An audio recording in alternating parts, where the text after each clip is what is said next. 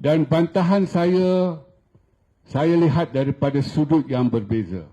Saya bersetuju kalau UEC diiktiraf, ia akan menjejaskan perpaduan. Saya boleh terima hujah itu. UEC kalau diterima akan menjadikan sistem pendidikan kita huru-hara, ada dua sistem. Saya boleh terima. Kalau UEC diterima, ini akan mengetepikan bahasa Melayu. Saya boleh terima. Tapi hujah saya, UEC tak boleh diterima. Kalau UEC diterima, kerajaan yang mengiktiraf UEC itu berlaku zalim kepada rakyat. Maksud saya begini. Mereka yang ambil UEC ni, setiap tahun anggarannya 10,000 saja. 10,000 ke calon Cina dan adalah Melayu, India sikit-sikit yang Melayu UEC. Maksudnya mereka ini mula-mula mereka bersekolah di sekolah jenis kebangsaan Cina 6 tahun, darjah 1 sampai darjah 6. Itu yang dibenarkan oleh kerajaan. Apabila mereka habis darjah 6 di sekolah rendah jenis kebangsaan, mereka sepatutnya pergi ke sekolah menengah kerajaan. Sama ada yang menawarkan bahasa Mandarin ataupun yang menawarkan sastra Cina ataupun ke sekolah kebangsaan biasa seperti sekolah tinggi Kajang yang itu. Jadi mereka ini, pelajar UEC ini, ibu bapa mereka tak nak belajar di sekolah kerajaan kerana bahasa pengantarnya ialah bahasa Melayu. Mereka tak nak.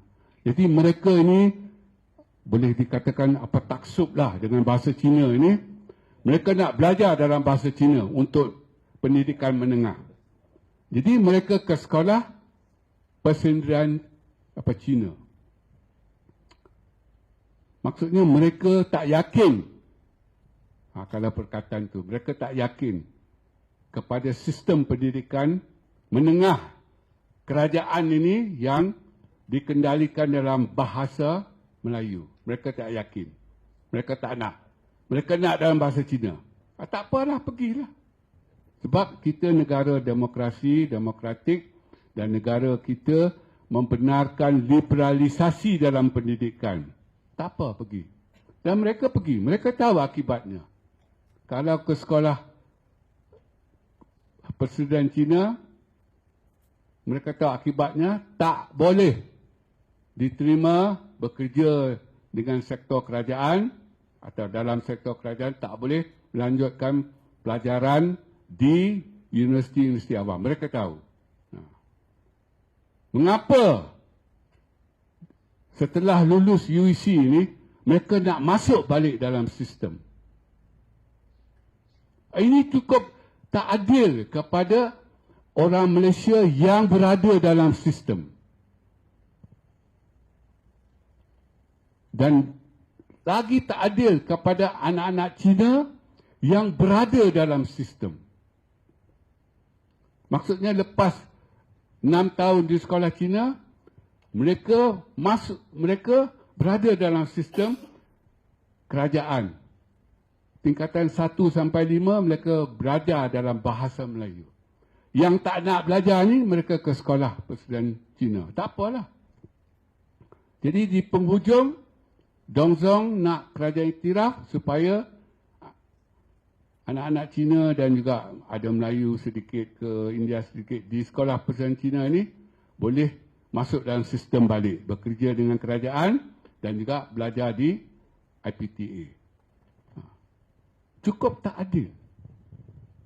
Ia menzalimi pelajar-pelajar yang berada dalam sistem sepanjang persekolahan mereka. Dan saya pernah berhujah macam ni kepada rombongan Dong Zong di Majlis Profesor Negara. 3 orang ini.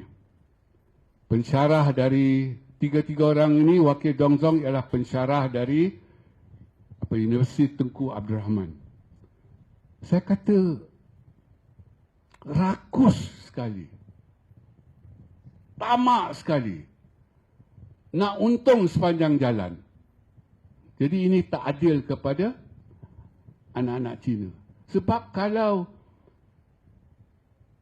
lulusan UEC ni dapat masuk ke IPTA, sebenarnya mereka mengambil tempat anak-anak Cina yang setia pada sistem itu.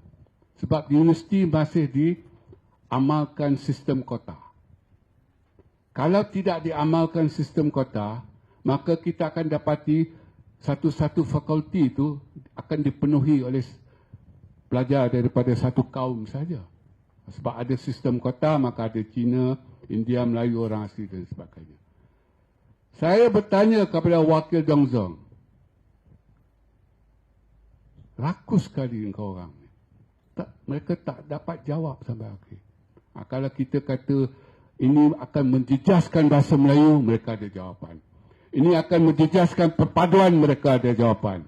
Ini akan menduakan sistem pendidikan, mereka ada jawapan. Ini rakus sekali.